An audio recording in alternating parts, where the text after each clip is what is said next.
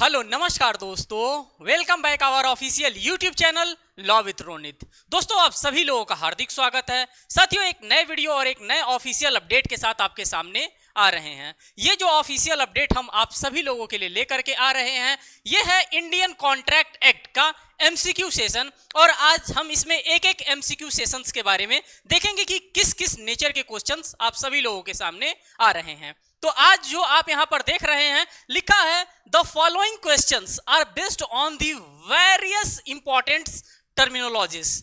जो हम various important terminologies की बात करते हैं, अब कौन कौन से टर्मिनोलॉजीज एक स्टूडेंट्स को जानना उसके लिए बेहतर होगा, उन्हीं सभी चीजों को हम यहां पे समझने का प्रयास करेंगे, क्योंकि ये सभी के सभी चीजें कहीं ना कहीं हमारे प्रिलिमिनरी एग्जामिनेशन में हमसे पूछे जाते हैं और इन्हीं सभी चीजों को हम एक एक करके यहां पे समझने का काम करेंगे।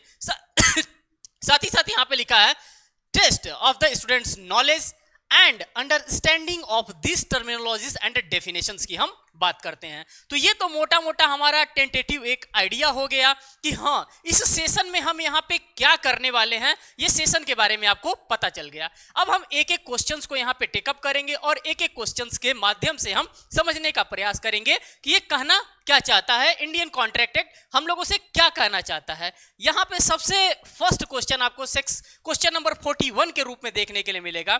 इस क्वेश्चन में कहा जा रहा है अ कॉन्ट्रैक्ट इज, आप सभी लोगों ने कहीं ना कहीं पढ़ा है कॉन्ट्रैक्ट क्या होता है, an agreement enforceable by law is known a contract. ये सभी के सभी डेफिनेशन आप सभी लोगों ने पढ़ने का काम किया है।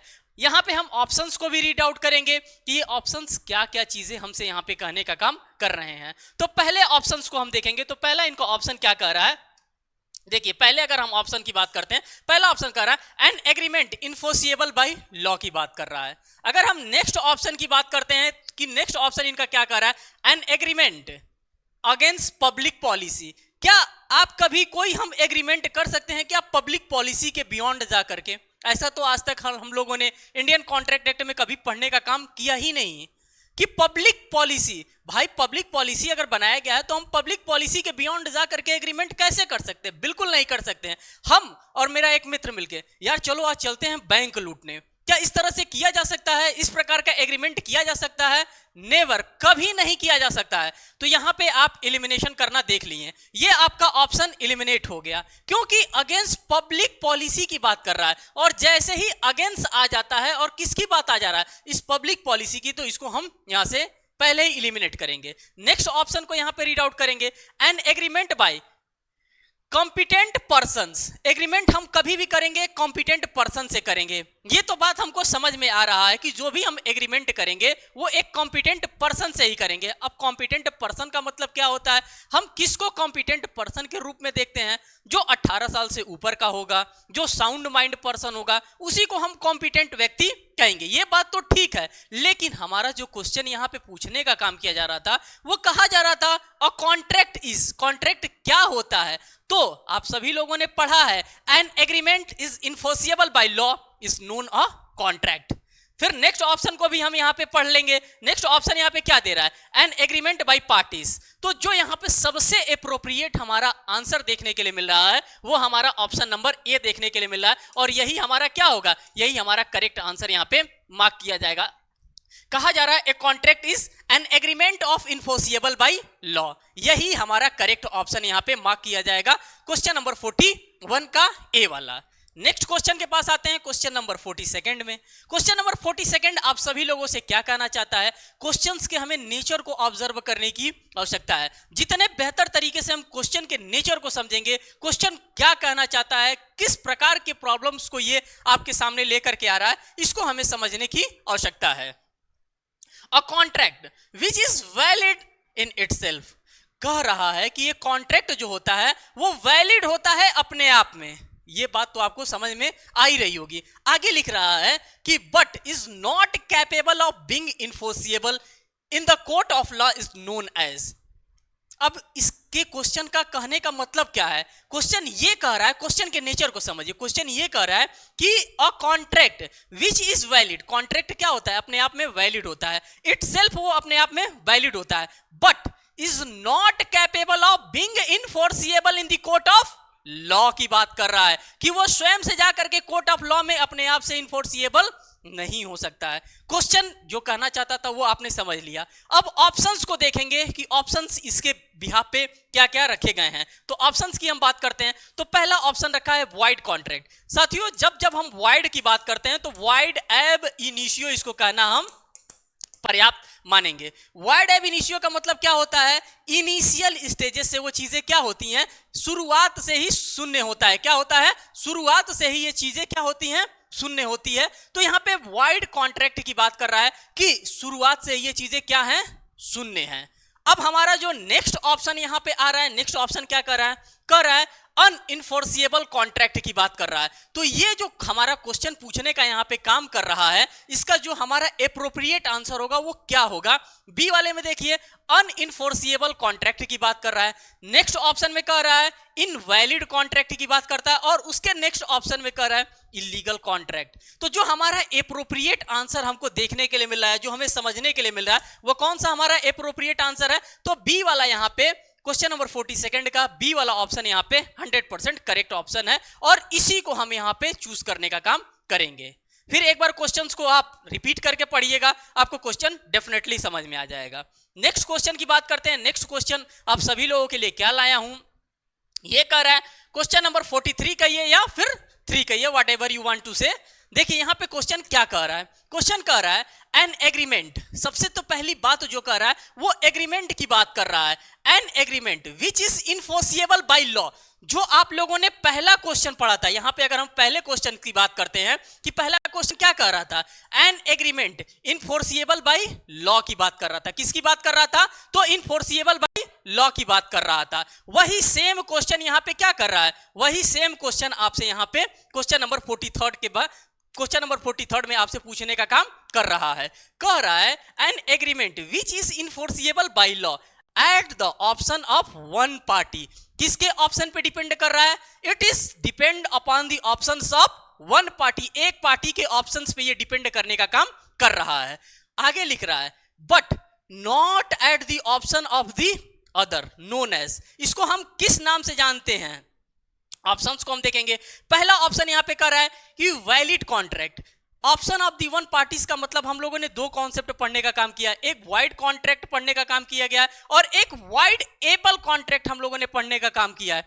वाइड का मतलब क्या होता है, अभी मैंने आप लोगों के सामने लिखा। वाइड का मतलब होता है शुरुआत से ही जो चीजें शून्य होता है उसको हम लोग वाइड एब इनिशियो के नाम से जानते हैं। मींस कि इनिशियल स्टेजेस से ही नकारा आदमी है, बेकार है, इसका कोई वजूद नहीं है। तो इसका तो मतलब आप लोगों ने यहाँ पे ऑप्शन देखा कि क्या कर रहा है, वाइड कॉन्ट्रैक्ट की बात कर रहा है। किसकी बात कर रहा है यहाँ पे, क्वेश्चन नंबर 43 में वाइड कॉन्ट्रैक्ट की बात कर रहा है। तो हमें वाइड कॉन्ट्रैक्ट से तो पहले ही हम लोग इन्हें इलिमिनेट कर दिए कि वाइड यहाँ पे होगा नहीं, क्योंकि option of the one parties की बात कर रहा है, यहां पे वैलिड कॉन्ट्रैक्ट की बात कर रहा है। तो जब ऑप्शन है वन पार्टीज का तो यहां पे वैलिड कॉन्ट्रैक्ट भी नहीं होगा, ये भी हमारा एलिमिनेट हो गया।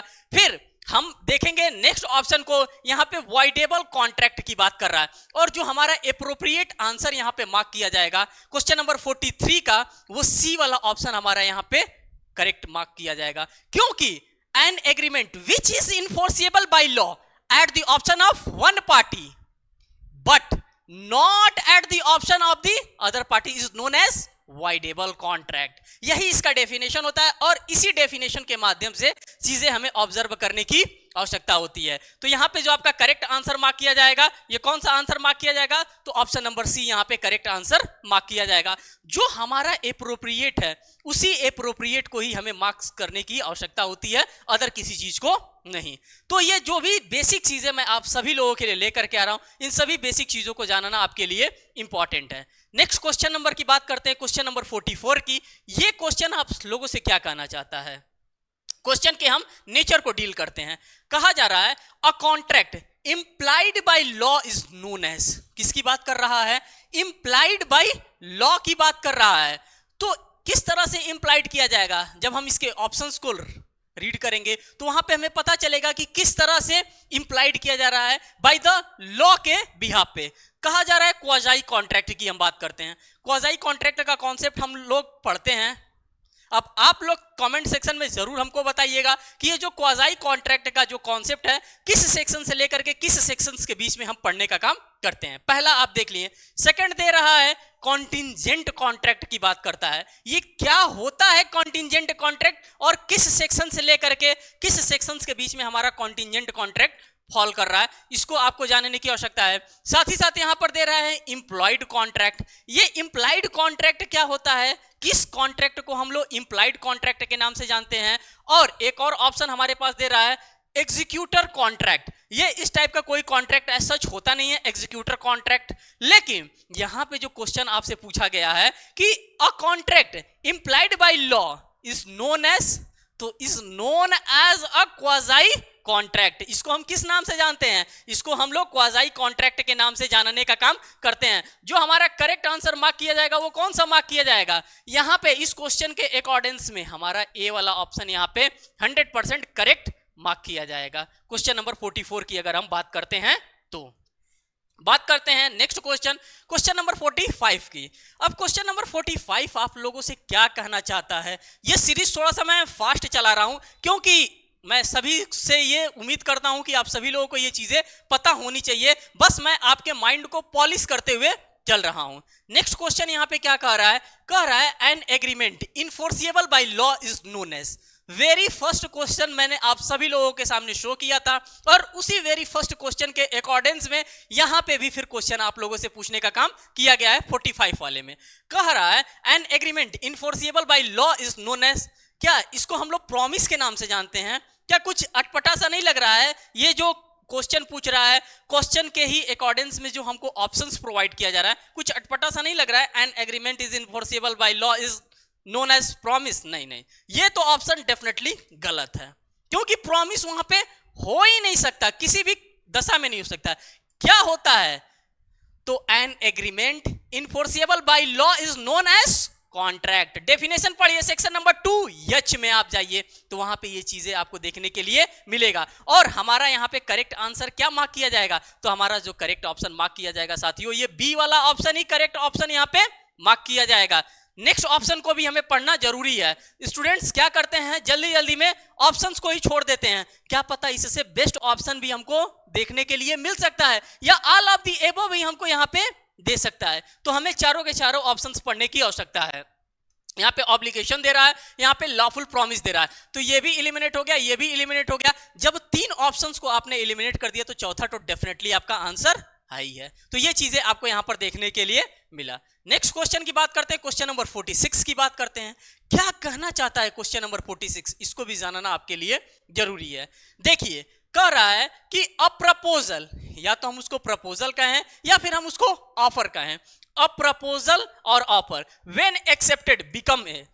जब हम प्रपोजल को या ऑफर को एक्सेप्ट कर लेते हैं तो वो हमारे लिए क्या बन जाता है, तो वो हमारे लिए सिंपल सी बात है, प्रॉमिस बन जाता है। क्या गणित लगाना है, जब हम किसी के प्रपोजल को एक्सेप्ट कर लेते हैं कि तुम मेरा ये सामान खरीद लो, मैं ये सामान तुमको बेचना चाहता हूं, वो कहता है ठीक है भाई अपना आप सामान हमको बेच दीजिए, हमें कोई एतराज नहीं, आप जो बताएंगे उसका हम पेमेंट कर देंगे। तो ये क्या बन गया, हमारा और आपका कहा हुआ बात क्या बन गया, एक प्रॉमिस बन गया।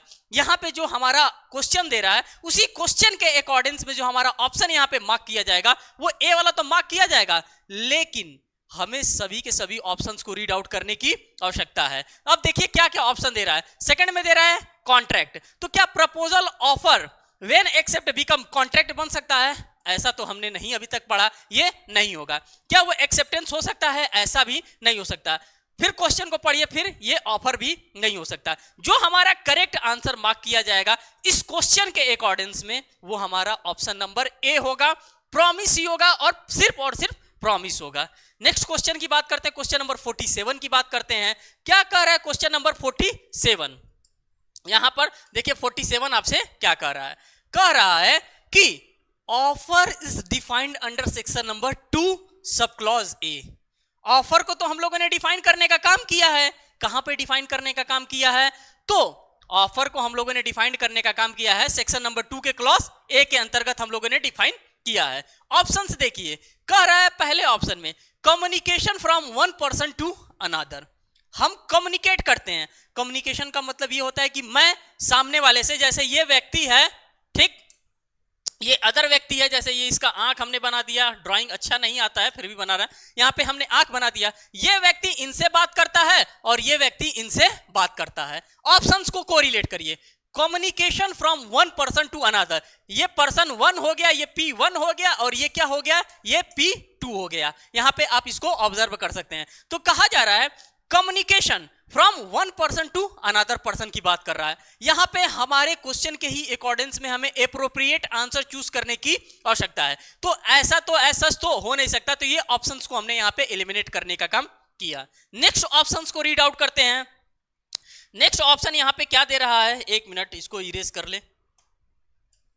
नेक्स्ट ऑप्शन यहां पे क्या दे रहा है, नेक्स्ट ऑप्शन बी वाले ऑप्शन को हम देखते हैं। बी वाला कर रहा है suggestion by one person to another's की बात कर रहा है। अब यहां पे फिर क्वेश्चन को पढ़िए, फिर क्वेश्चन के पास जाना है, क्योंकि जो हमारा बेसिक चीज है जिसको हमें जानने की आवश्यकता है वो हमारा क्वेश्चन है। क्योंकि क्वेश्चन हमसे ऑलरेडी कह रहा था कि offer is defined under section number 2 sub clause A की बात कर रहा था, इज एज। तो ए वाले को तो हमने ऑलरेडी एलिमिनेट कर दिया। सेकंड वाले की बात कर रहे थे, कह रहा है कि suggestion by one person to another. वही सेम एग्जांपल अगर हम ले लें कि एक पर्सन किसी दूसरे पर्सन को क्या कर रहा है, किसी चीज के बारे में सजेस्ट कर रहा है, तो क्या ये यहां पे एप्रोप्रिएट होगा, तो ये भी एप्रोप्रिएट नहीं होगा। तो ये भी ऑप्शंस हमारा एट दैट टाइम क्या हो गया, ये भी एलिमिनेट हो गया। नेक्स्ट ऑप्शंस की बात करते हैं। सी वाले ऑप्शन में कह रहा है must be given before the offer lapses की बात कर रहा है। यहां पे जो हमारा करेक्ट ऑप्शन मार्क किया जाएगा इस क्वेश्चन के अकॉर्डिंग्स में,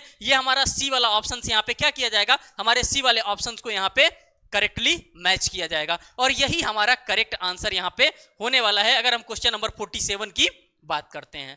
तो यहां तक का ये मामला मैं उम्मीद करता हूं आप सभी लोगों को धूमधाम से समझ में भी आया होगा। नेक्स्ट चलते हैं। फिर यहां पे एक अलग प्रकार के क्वेश्चंस आपको देखने के लिए मिलेंगे, एक अलग नेचर के क्वेश्चन, एक अलग अंडरस्टैंडिंग के क्वेश्चन आपको देखने के लिए मिलेंगे। इसमें क्या कहा जा रहा है, the following questions are based on the various important terminologies and will test the students knowledge and understanding of these terminologies and definitions की बात की जा रही है। ये सिंपल चीजें बता रहा है कि हम इस नेचर के क्वेश्चंस आप सभी लोगों के सामने पेश कर रहे हैं, जिससे पढ़ करके आपके जो भी अंडरस्टैंडिंग्स डेवलप्ड थे और भी डेवलप्ड होने का काम करेगा। जो भी आप टर्मिनोलॉजीज जानते थे उसी से रिलेटेड क्वेश्चन यहाँ पे पूछने का काम किया जा रहा है। फिर क्वेश्चन नंबर 41 ही आ गया, एक मिनट, फिर क्वेश्चन नंबर 41 ही आ गया था यहाँ पे क्वेश्चन नंबर, फिर क्वेश्चन नंबर 48 की अब बात करते हैं। किसकी बात करते हैं, क्वेश्चन नंबर 48 की बात करते हैं। क्वेश्चन नंबर 48 आप सभी लोगों से यहाँ पे क्या कहना चाहता है, कहना चाहता है कि every promises and every set of promises forming the consideration. किसकी बात कर रहा है, कंसिडरेशन का मतलब क्या होता है, इन रिटर्न ऑफ। अगर मान लीजिए कि मैं आपसे कोई प्रोडक्ट परचेस कर रहा हूं, तो उस प्रोडक्ट के बदले में आप हमें क्या देंगे, उस प्रोडक्ट के बदले में या तो आप हमें पैसा देंगे, तो उसके बदले मैं आपको प्रोडक्ट दे दूंगा। जैसे एक एग्जांपल हम लेते हैं और एग्जांपल के माध्यम से बताते हैं। जैसे कि मैं यहाँ पे आप लोगों को इंडियन कॉन्ट्रैक्ट एक्ट डील कर रहा हूं, मैं कोई बैच लॉन्च किया इंडियन कॉन्ट्रैक्ट एक्ट का, मैंने आपसे कहा कि आप क्या करें, आप हमारे बैच को परचेस करें और परचेस करिए, आप हमको पैसा दीजिए और मैं पूरा का पूरा आपको इंडियन कॉन्ट्रैक्ट एक्ट इस 1 महीने में, 2 महीने में, 3 महीने में, जितने भी दिन में मैं आपको पढ़ा सकता हूं, मैं आपको पढ़ा करके आपका पूरा का पूरा कॉन्ट्रैक्ट कंप्लीट करूंगा। तो आपके लिए क्या होगा, आप मुझे इन रिटर्न क्या देंगे, आप मुझे इन रिटर्न कैश देंगे, आप मुझे पैसा देंगे, और मैं उसके बदले में आपको क्या कंसिडरेशन दूंगा, तो मैं आपको पढ़ाने का काम करूंगा। तो यही क्वेश्चन यहाँ पे पूछने का काम कर रहा है। कह रहा है question every promise and every set of promise forming the consideration for each other. हम आपको कंसिडरेशन के तौर पे दे रहे हैं, मैं आपको पढ़ा रहा हूं और आप उसके बदले में मुझे क्या दे रहे हैं, इन रिटर्न ऑफ मनी आप दे रहे हैं। क्वेश्चन के नेचर को आपने समझ लिया। अब इसके ऑप्शंस को हम यहाँ पे डील करने का काम करेंगे। तो ये क्या बन जाता है, तो यहाँ पे साफ साफ पहला ही ऑप्शन हमारा करेक्ट है। ये तो एग्रीमेंट बन जाएगा ना, तुम मेरी मान ले मैं तेरी मान लूं, ये क्या बन गया, ये दोनों लोगों का एक एग्रीमेंट बन गया। भाई जब तुम मेरी नहीं मानोगे तो कहां से एग्रीमेंट बनेगा, एग्रीमेंट नहीं बनेगा। लेकिन आप प्यार से मेरी बात समझ रहे हैं, आप मेरी बात मानने को तैयार है, तो यहाँ पे ये क्या फॉर्म हो जा रहा है, तो यहाँ पे ये एक एग्रीमेंट तैयार हो जा रहा है। लेकिन सिर्फ और सिर्फ हमें आगे नहीं बढ़ना है, हमें नेक्स्ट ऑप्शंस को भी पढ़ना है। यहाँ पे कॉन्ट्रैक्ट दे रहा है, ये भी हमारा एलिमिनेट हो जाएगा, एक्सेप्टेंस दे रहा है, ये भी एलिमिनेट हो जाएगा, और ऑफर दे रहा है, ये भी एलिमिनेट हो जाएगा। जितना बेहतर तरीके से आप कोरिलेट करेंगे क्वेश्चंस को आंसर से, उतना बेहतर तरीके से आप अपने आंसर्स की मार्किंग कर सकते हैं। नेक्स्ट क्वेश्चन की बात करते हैं। क्वेश्चन नंबर 49 में क्या कहा जा रहा है? कहा जा रहा है the term consensus and Adams. ये जो आपको वर्ड यहाँ पे प्रोवाइड कर रखा है, ये नॉर्मल वर्ड नहीं है, ये लैटिन वर्ड है, और इसी लैटिन वर्ड्स को हम यहाँ पे समझने का प्रयास कर रहे हैं। इसका मतलब क्या होता है, ये क्या कहना चाहता है? कंसेंसस एंड एडम की बात का होता है। कंसेंसस एंड एडम का मतलब होता है मीटिंग ऑफ द माइंड। जो चीजें मैं कहना चाहता हूं, जो चीजें आप समझ रहे हैं, मीटिंग ऑफ माइंड यही होता है। मैं आपको यहाँ पे कॉन्ट्रैक्ट पढ़ा रहा हूं और आप सपनों में खोए कि हम तो आईपीसी पढ़ रहे हैं, हम तो सीआरपीसी पढ़ रहे हैं। अरे प्रभु, ऐसे नहीं होता है, ऐसे होता है। कंसेंसस एंड एडम होता है। ये जो आप यहाँ पे लैटिन मैगजीन देख रहे हैं, कंसेंसस एंड एडम की बात करते हैं, तो ये साफ साफ इसका मतलब होता है meeting of the mind upon the same timing की बात कर रहा है।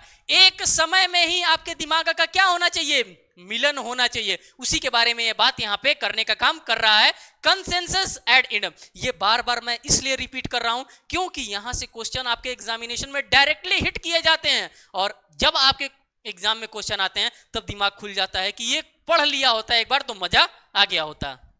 ऑप्शंस को देखिए, कर रहा है जनरल कंसेंसस। क्या इसका मतलब ये हो सकता है? आपको लग रहा है कभी आप लोगों ने पढ़ा है, तो ये बिल्कुल नहीं पढ़ा है, इस नेचर के कभी हो ही नहीं सकते हैं। Next option reaching at the agreement की बात कर रहा है। क्या कंसेंसस एंड एडम की अगर हम बात करें तो इसका मतलब रीचिंग एंड एग्रीमेंट होता है? ये कहीं हम लोगों ने देखा नहीं, कहीं हम लोगों ने पढ़ा नहीं है, तो इसको एलिमिनेट करने का काम करेंगे। नेक्स्ट ऑप्शन दे रहा है meeting of mind upon the same thing in the same senses. ये इंपॉर्टेंट है, यहां पे रुकने की आवश्यकता है, और जब जब हम रुकेंगे तब तब हम यहां पे क्या करेंगे? सही ऑप्शंस मार्क करेंगे। लेकिन आगे भी हमें बढ़ने की आवश्यकता है, क्योंकि आगे नेक्स्ट लेवल का हमारे पास ऑप्शन प्रेजेंट होता है। नेक्स्ट लेवल का ऑप्शन क्या है? All of the above. तो ऐसा नहीं कि ये मिल गया तो इसी को मार करके निकल जाएंगे। हमारा करेक्ट आंसर तो यही है, लेकिन अगर इन दोनों में भी किसी भी प्रकार का कोई भी चेंजेस अगर हमें देखने के लिए मिलता तो हम यहाँ पे क्या करते हैं? ऑल ऑफ द एबव भी कर सकते हैं। लेकिन अगर यहाँ पे हम एट दैट टाइम बात करें तो हमारा करेक्ट आंसर क्या होगा? हमारा करेक्ट आंसर जो होगा ऑप्शन नंबर सी, यहाँ पे करेक्ट आंसर मार्क किया जाएगा। मीटिंग ऑफ द माइंड्स की बात कर रहा है, upon the same time things in the same senses की बात कर रहा है। सेम सेंस में सेम टाइम पे मीटिंग ऑफ माइंड का होना जरूरी है। तो क्वेश्चन नंबर 49 का जो हमारा करेक्ट ऑप्शन मार्क किया जाएगा वो ऑप्शन नंबर सी मार्क किया जाएगा। क्वेश्चन नंबर 50 की बात करते हैं। क्या कहना चाहता है क्वेश्चन नंबर 50? इसके कॉन्सेप्ट को हम समझने का प्रयास करेंगे। देखिए क्वेश्चन क्या है।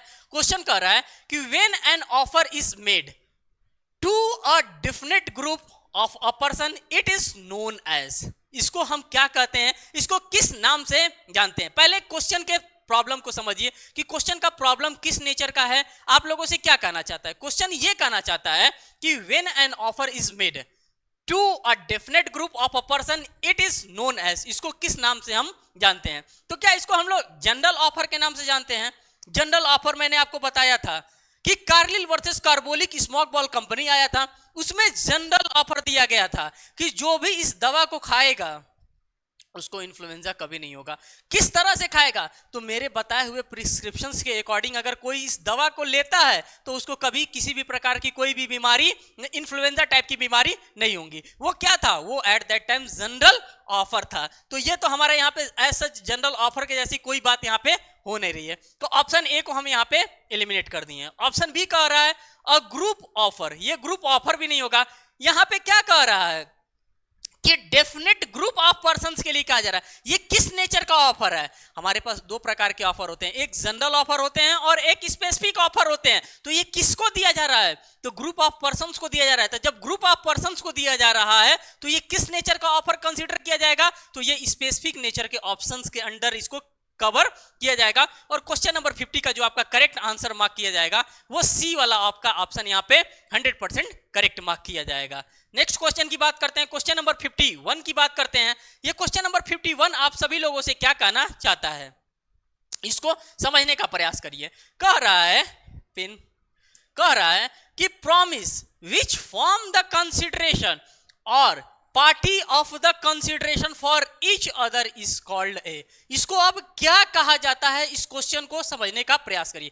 क्वेश्चन कहा जा रहा है कि प्रॉमिस, अब प्रॉमिस क्या होता है, promise which forms the consideration, क्या कर रहा है, फॉर्म्स कर रहा है कंसिडरेशन को in lieu of, in term of, in return of. Consideration की जब हम बात करेंगे तो या तो हमें आप कुछ दीजिए, उसके बदले में मैं आपको दे रहा हूं कंसिडरेशन, और party of the consideration for each other is called a, क्या उसको सिंपल प्रॉमिस कहा जाता है। सिंपल प्रॉमिस टाइप का कोई भी टर्मिनोलॉजी अभी तक हम लोगों ने सुनने का काम नहीं किया है क्वेश्चन नंबर 51 के अकॉर्डिंग। कंडीशनल प्रॉमिस, ऐसा भी कोई प्रॉमिस नहीं होता है कि कंडीशनल की कंडीशन तुम मुझे खून दो मैं तुझे आजादी दूंगा, ये कंडीशनल प्रॉमिस हो जाएगा कि तुम मुझे कुछ दो, तो ये कंडीशनल प्रॉमिस की बात। रेसिप्रोकल प्रॉमिस यहां पे हो सकता है। जो हमारा करेक्ट आंसर यहां पे मार्क किया जाएगा क्वेश्चन नंबर 51 का, वो साथियों यहां पे रेसिप्रोकल प्रॉमिस हो सकता है। तो ये आज का सेशन मैं आप सभी लोगों के लिए लेकर के आया था। इस शानदार सेशन में आप सभी लोगों का मैं साथ चाहूंगा। सभी लोगों से मैं कहूंगा कि अपने फ्रेंड सर्कल में इस वीडियोस को जरूर शेयर करिएगा, लाइक करिएगा, और कोई भी अगर डाउट आपके मन में होता है तो इससे रिलेटेड आप कमेंट्स भी जरूर कर सकते हैं। फिर मिलेंगे एक नेक्स्ट वीडियोस में एक नेक्स्ट अपडेट के साथ, तब तक के लिए धन्यवाद।